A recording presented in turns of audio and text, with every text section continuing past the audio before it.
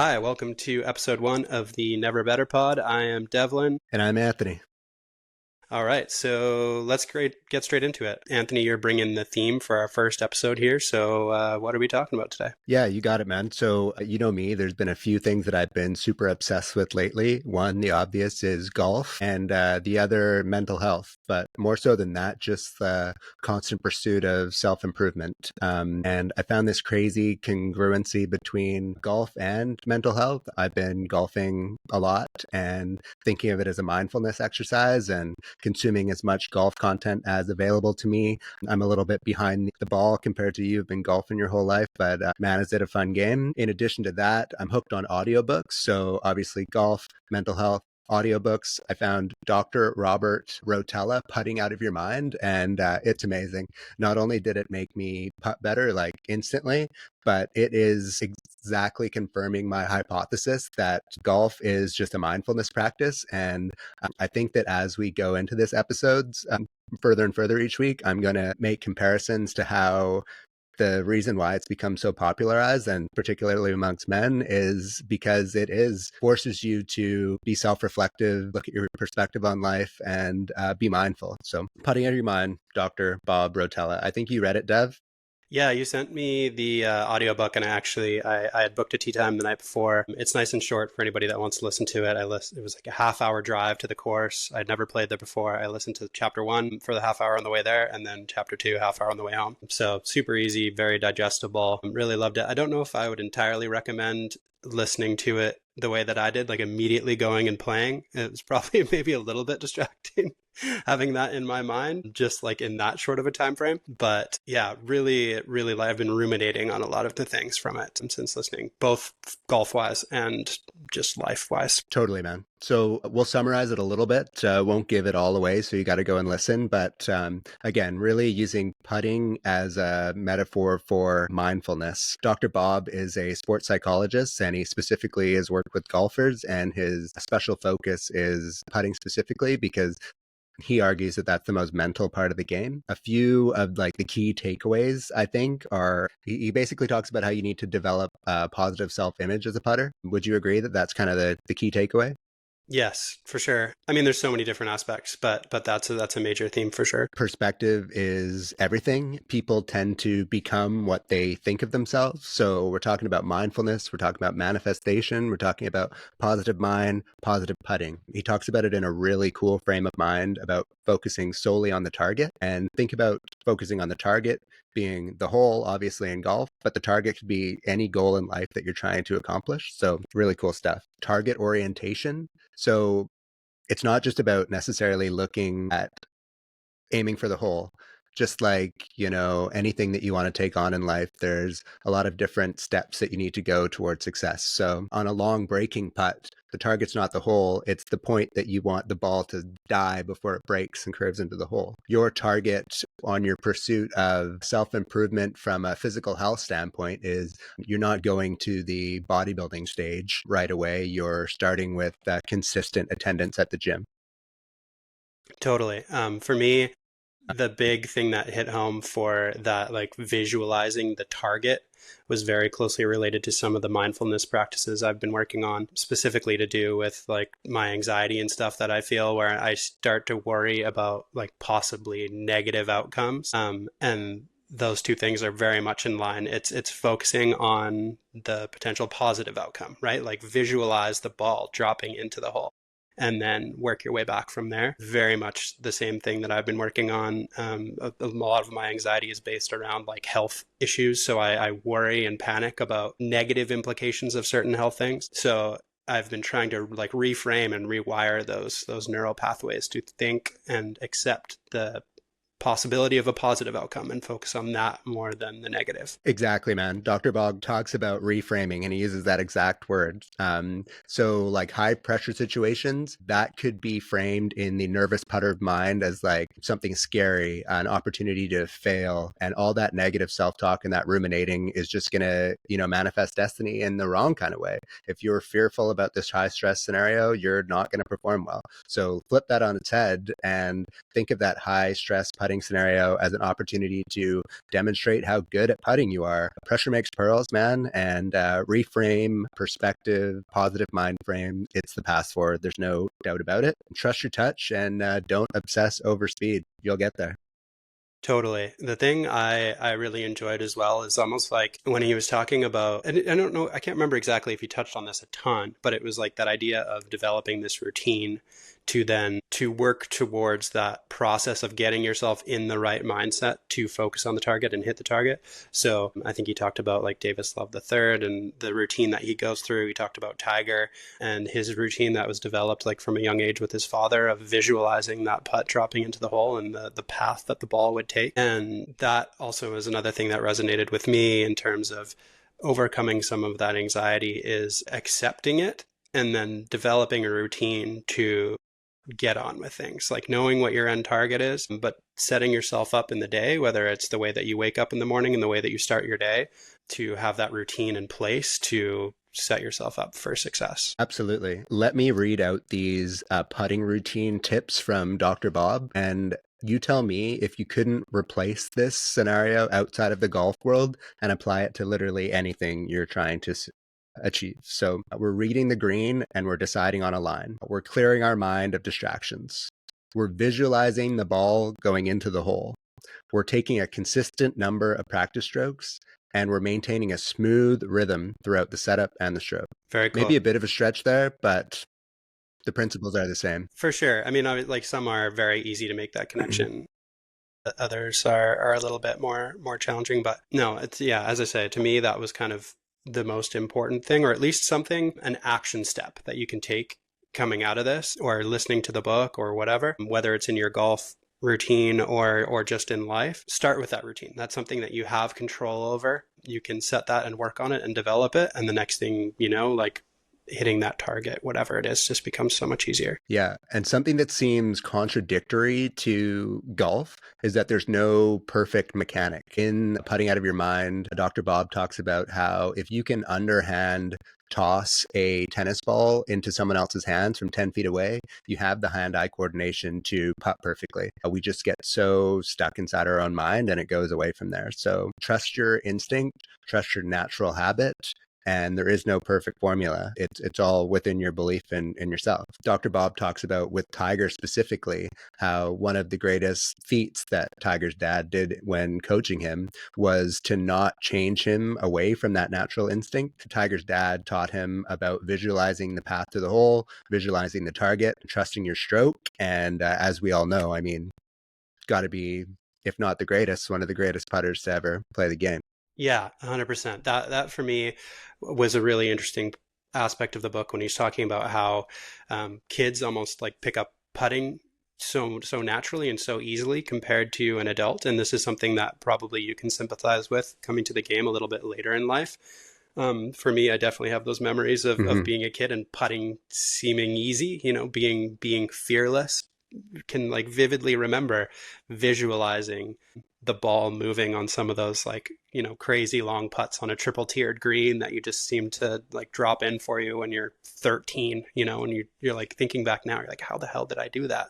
But it's just this intuitive Yeah. understanding, that if you kind of get out of your mind and into your body, and let that your instinct take over the things that you can achieve. And so like coming to the game as an adult for the first time without really playing as a kid, how does that resonate with you? Well, I think it's interesting, man. And having being armed with this knowledge early on in my golf career, I can use it for good. Like one interesting point that he touches on the book is the concept of the yips. We all know it's this curse that comes over you and you all of a sudden lose your golf game. And people get the yips and they're like, okay, I got to completely rebuild my swing. I've got to go get lessons. Or, more commonly, and honestly, I've been guilty of this in my 12-month playing career, is you go to Golf Town or you start hitting the classified ads and you look for new equipment. But really, the yips originate in the mind, and their prevention and their cure are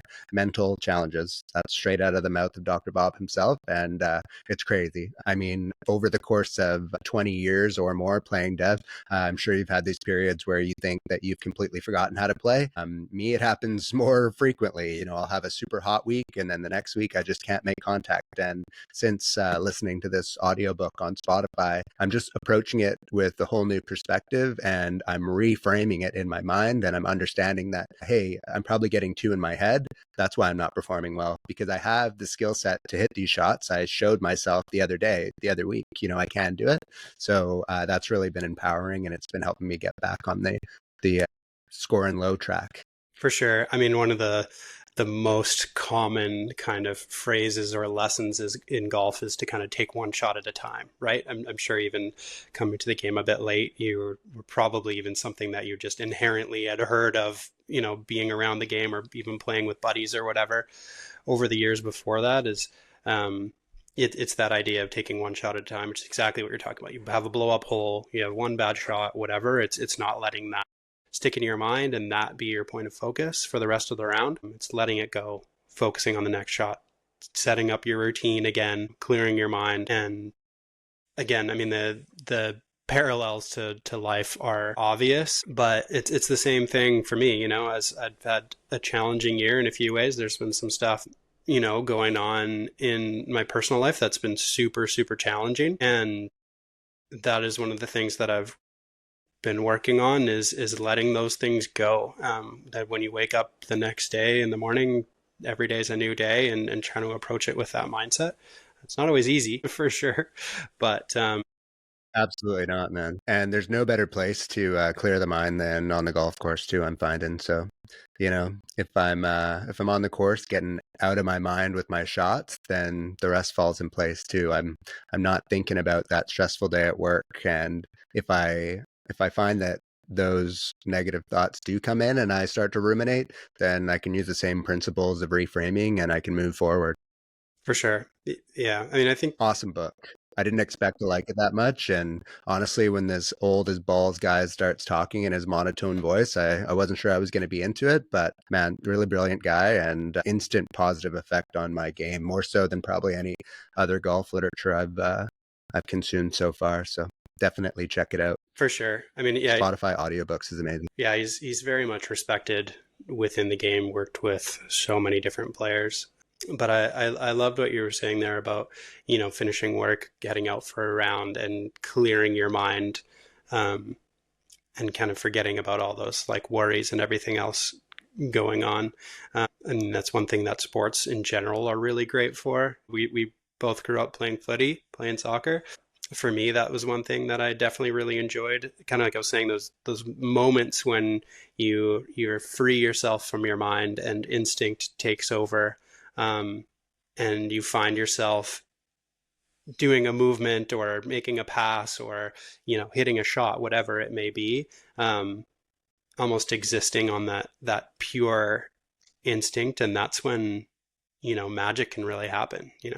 And it's the same thing in life. I think there's other ways that we can find without necessarily having to head out on the golf course or whatever. I mean, golf is a really exceptional one because it's like you're going for a walk in nature as well. So one thing I've been trying to do is, at the very least, But you can't bring your dogs though. What the fuck's up with that, man? I want more dogs on the golf I think course. you can in Scotland. Maybe we should go on a golf trip to Scotland. I think that I saw St. Andrews is open to the public on Sunday or something. And obviously, a bunch of the hardcore golfers are like, yeah, and you can't not step in dog shite because I think that's part of the UK. They have like that free roaming law. You can walk through, Yeah, that sort of thing. yeah, yeah. Yeah, you should know about all about that stuff. Huh?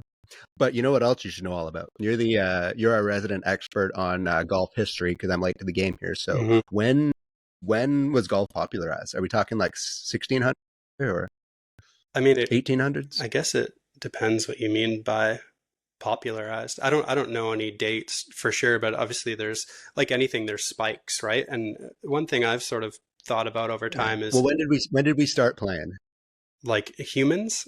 When was the game made? Yeah, Yeah. yeah. I, In I don't know. the Yeah. current sense that it's played now.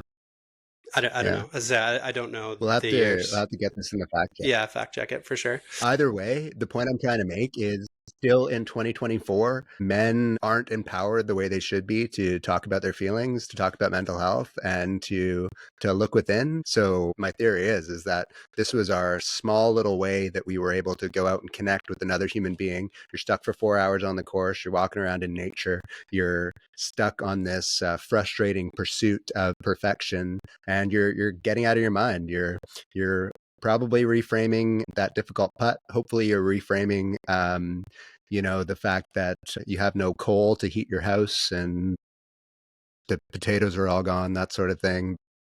Yeah, it's my theory. I'm sticking to it. No, as much as I laugh, that is a good point. And I wonder, instinctually how far that goes back. Where you're out there, you're walking around with your dudes, you're hunting pins. Is this like a hunter gatherer getting back to our roots kind of thing? Is that why it feels so good and feels so natural? I don't know about. I think it's the connection with the fellow human beings more so that. But I guess you would get that from hunting and gathering tribes for sure too. I actually listened to a podcast just the other day, Armchair Expert, my favorite pod. You and I talk about it all the time. They had a recently retired WNBA player, an American gold medalist, and a retired American soccer player, also Olympic gold medalist. They're a couple, and they said this hilarious comment that guys can be emotional, but only through sports. There's this like small little window where you can cry if you lose, you can cry if you win, you can hug your teammates in celebration, you can console them through loss. But this is our one little opportunity where it's universally accepted, and it's kind of funny that I bet the human instinct has been fighting against the grain and wanting to be expressive and real and human and dipping into it in culturally acceptable small tiny ways like let's go golfing. Yeah, for sure. I mean, that's one of the things that we talked about when we were kind of coming up with the idea for starting this podcast. I know it's a big thing for me. I mean, I have a very healthy family dynamic and relationship with my parents and specifically my dad. But there is times where definitely a lot of that emotion and a lot of that conversation flows through sports. It's like a conduit for getting to that more nitty gritty stuff. And so, thankful, like sports are great for that. Glad we have it. But I think what you're getting at there is our attempt here is to maybe try and open up those pathways a little bit more for conversation, try and normalize. It's okay for guys Yeah, to let's make it more chat. mainstream. Yeah, exactly. Yeah. Yeah, we're not the only ones doing it. This isn't new, this isn't novel, but it's a trend and it's a reality and it's far too late, but it's about time. Guys, if you're ashamed to talk about your feelings to your buddies or to your partner, get over it. It's only holding you back. And I just want us all to thrive.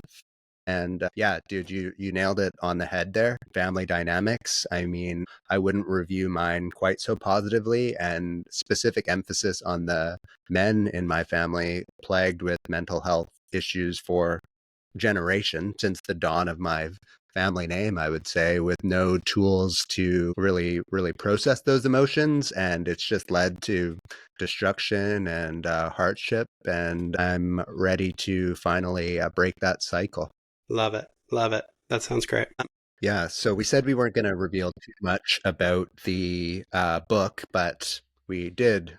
We went over a lot of it, but you still got to listen to it because it's a short ride. If you're going, away for the weekend, you got a 2 hour drive. There's your podcast. Listen to it. Maybe on the way to some winter golf somewhere, a couple hours away. I can still play it down here in beautiful Victoria, BC, but Dev's covered in snow already up in Kelowna. And oh yeah, the end of each of these. So each week we take turns bringing a topic and kind of leading the charge. But then at the end of each of them, aren't we going to go through our weekly affirmations as well? Yeah, for sure. I was just going to ask if you're ready to jump into that. I think we covered the book pretty well. As you say, don't want to give away too much. Awesome. So yeah, we can jump into our weekly affirmations. Let's do it. Yeah, I've been talking a lot. You want to start with yours first? Sure. Yeah. So I'll do it like a little run through. Basically, we decided on kind of what is it? 4 little quick things that we'll talk about at the end of every episode. We call them our weekly affirmations. Starting off with the first one, it's just something that we're grateful for within the last week. So I'll jump into mine. It's kind of related to this pod, but a friend A friend sent me a reel on Instagram, and it linked to a page called, it's like a view from the bridge or something like that. A view dot from a bridge. It's basically, I don't know who this person is, but they started this account where they interview sort of somebody standing on a bridge in London. And they have this little red, like old school telephone that they hold and they speak into, and they're supposed to be kind of like pontificating something interesting about life. And the video kind of like slowly pans out away from them as they're talking. But it really resonated with me because the one person they had on there was talking about this famous anthropologist, Margaret Mead was her name. And she basically, I'm quoting this person that was quoting her, that was saying, it's small groups of thoughtful, committed citizens who change the world, which I really, really love. And brings me back to kind of this podcast and in a way what we're trying to achieve. Obviously it's a nice excuse for us to have a chat, but if even like one person listening could be influenced to have that tough conversation that they've been trying to have, or just communicate a little bit better, that's what we're here to achieve. So in a very, very long-winded and roundabout way, I just wanted to say I am grateful for being sent that profile on Instagram. I love it. Awesome, man. Well said. Yeah, and we want to make lots of money and become rich and famous too, right? Always. Well, it's It's a necessary to byproduct to exist. helping others and Well, yeah, that's the thing, right? You can do it in nailed it. a Okay, positive what's way. our next one? Well, you got to go into Yes. what you're grateful for. Yeah. Okay. Something that I'm grateful for. So always grateful for this, but specifically in the last week, I'm just grateful for the fact that, we can choose our own families and we can build our own support systems, and our time is our most finite resource, and who we choose to spend it with really matters a lot. So if there's any relationships in your life that aren't serving you, honestly, you can cut them. And on the other side, look out for the relationships where you are supported and bring you joy. And this week and most weeks, I'm really grateful for my girlfriend Layla. I feel seen and supported, and like I have a teammate that we're mutually invested in each other's successes, and going through this crazy thing called life. So really grateful for her and for that. Love it. I just had to mute myself because Luke's barking his head off. But hopefully we can fix that in the recording. My dog Alba can hear Lou barking through the phone, and she's doing that head tilt right there. Amazing. Yeah, it's being a good girl, not knocking the camera though. That's good. Loud. Do you want to go out of the room? Okay, hold on one sec. And if you can hear that licking sound, that's Alba going to town on herself. Cool. Okay. I love that. Definitely I actively tried to not choose Sarah, my wife, for the first grateful one, because I'd probably choose her a lot for a lot of them. But yeah, love I think that you're for just her. saying that in case she hears this recording and you don't want to be shown up by There's no my way she's cuteness. listening this far. Well, we had a lot of fans. So next of our weekly affirmations is a moment of awe, which is kind of fun. This is something that I've been actively trying to seek out in my daily life for the last like few weeks, since the last time I saw you, really. And, so the idea is just like, it's kind of something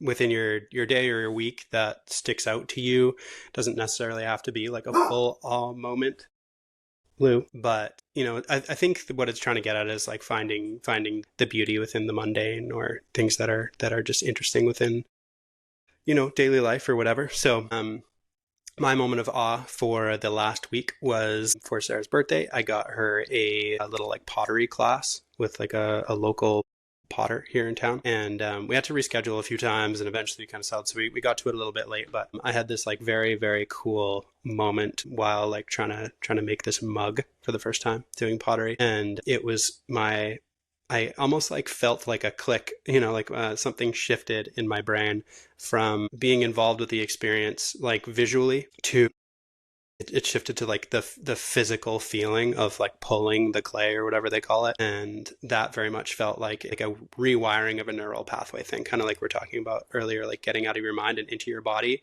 That was like probably the most like real and more of like an epiphany kind of moment of that experience that I've had recently, and it just made me feel so good. I was feeling a little bit anxious that day, but that moment of getting there and just like being on the wheel and trying to shape the clay, and that moment of like switching out of my mind and being stuck in my head to experiencing that experience, like physically was so, so cool. That's so cool, man.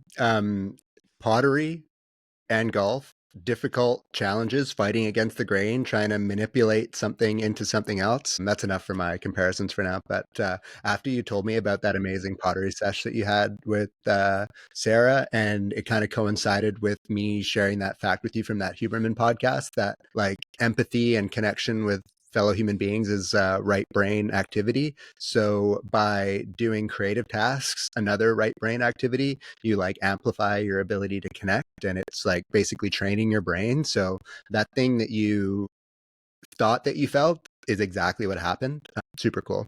And yeah, then I followed in your footsteps, and we did some arts and crafts here on the weekend too. Did some little watercolor drawings and some poems and some cute shit like that. It was great. Love it. Never better, man. Never better. All right, your moment of awe. My moment of awe. So Victoria, BC, born and raised. It's freaking beautiful here. This is where you and I met. It's no news to you. I played the Ridge course the other day, that sweet little 9-hole par 3 course that we played when you were in town. You know, I wasn't seeking out my moment of Oz this week. This one just hit me, struck me. Hole 6, like 90 yards. Obviously, sticking my pitching wedge to 1 foot was pretty awe-inspiring for me and everyone around, but that wasn't it.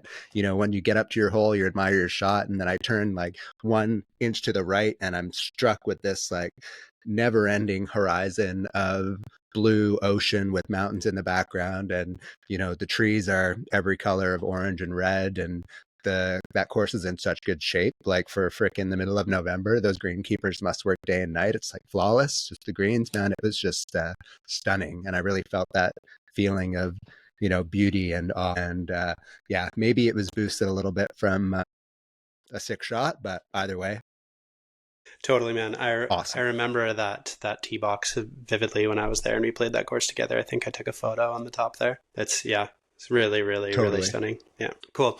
Okay, I wonder if we can do those cool overlay things in this podcast where we share that photo. Like, can we have that photo come up right here?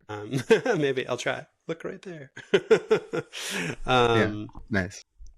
okay, next one is a bit of If it doesn't work, just cut that part out. yeah. Next one is a bit of a silly one. It's less of like a weekly affirmation and just something funny to share. It's called your dream slash nightmare blunt rotation. So the idea is you paint a picture of who would be great or who would be terrible to be involved in a blunt rotation.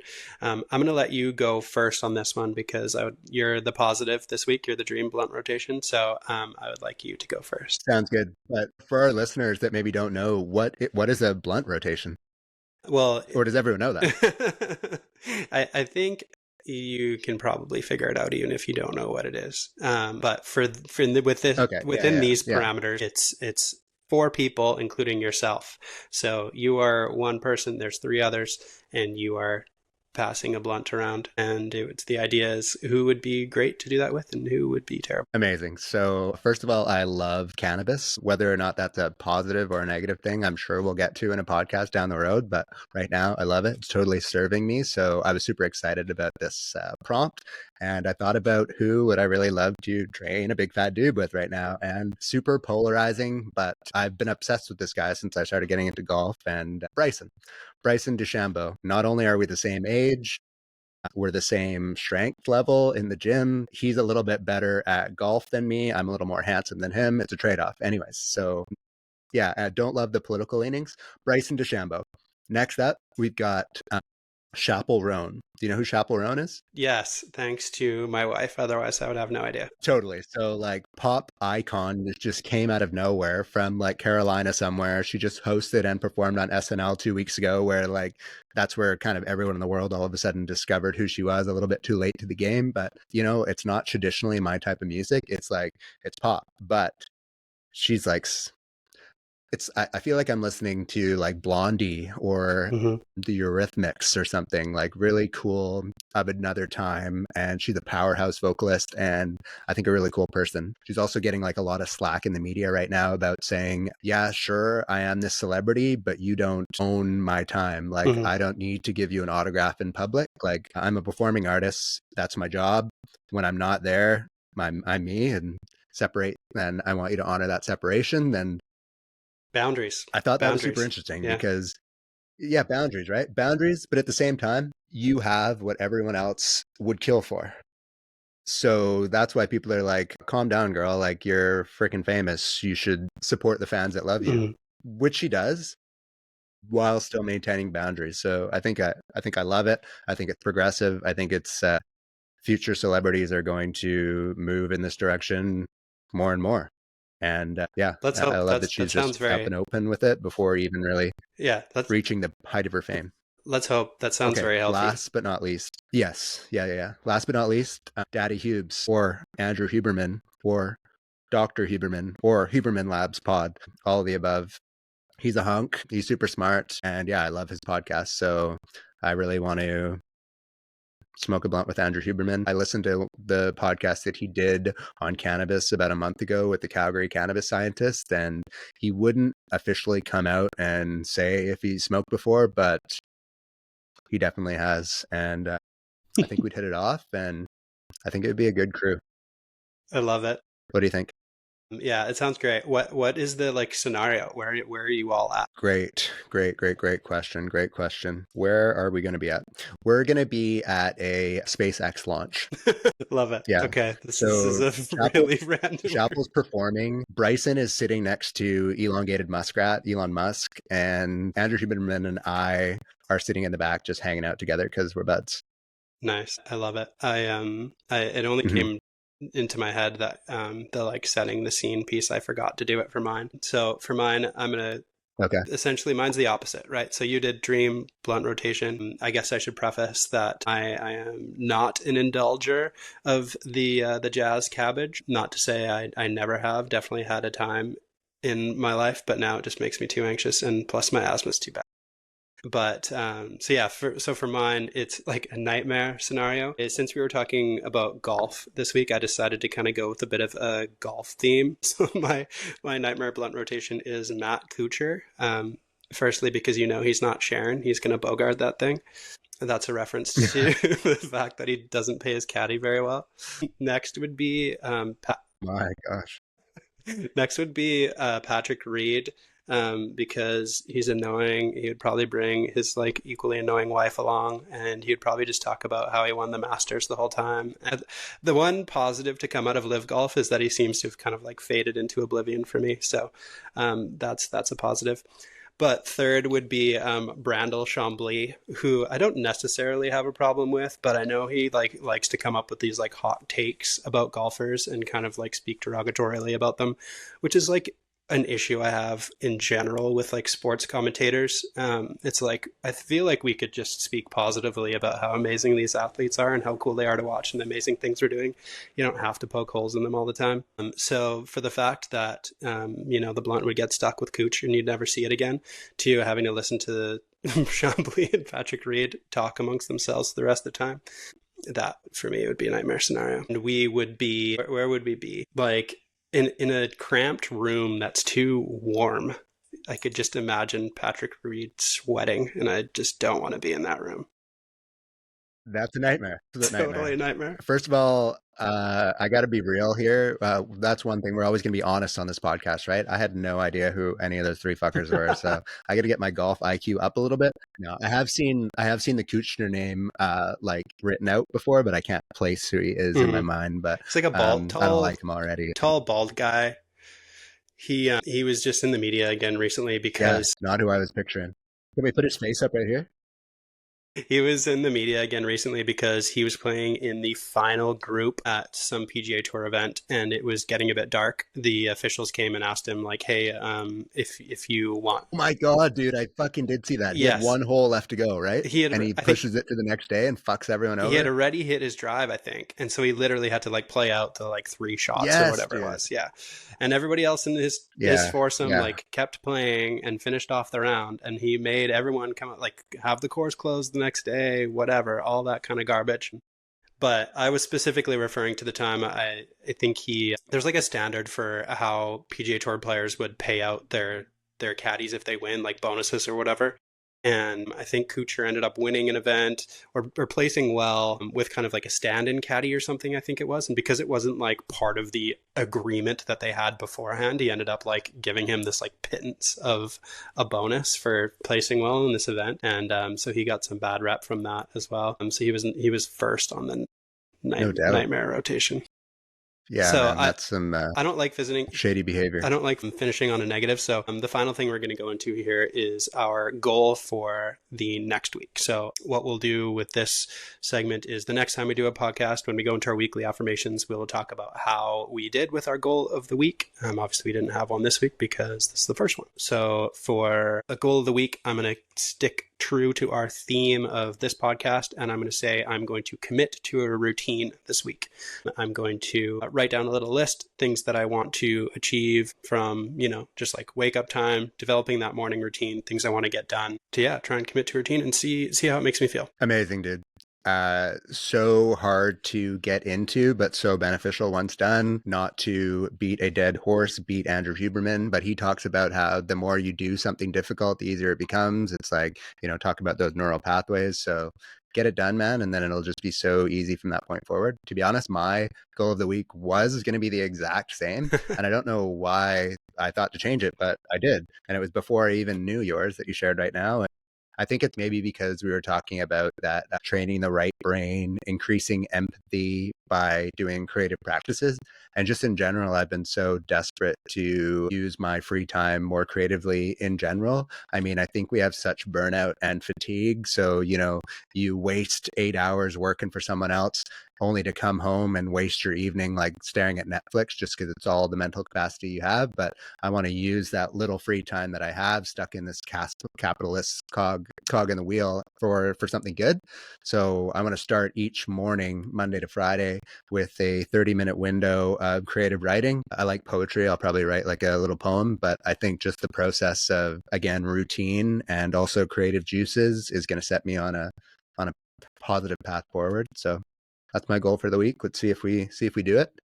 I love If I that. have any strokes of creative brilliance, maybe write a golf poem. I'll recite it for you. I'm going to hold you to that next week. That's cool. That inspired me. One of Mm-hmm. the things that I've been trying to work on is journaling a bit more, even just like setting aside a little bit of time each day just to kind of write a few things down. So I'm going to add that into my routine. Thanks. Awesome. Right on. Cool. I Yeah. think that's the end of The end of the first episode of Never Better Pod. How'd it go? I think it went great. I had a fun time. I look forward I'd to next week. say, honestly, man, never better. Really. Never better.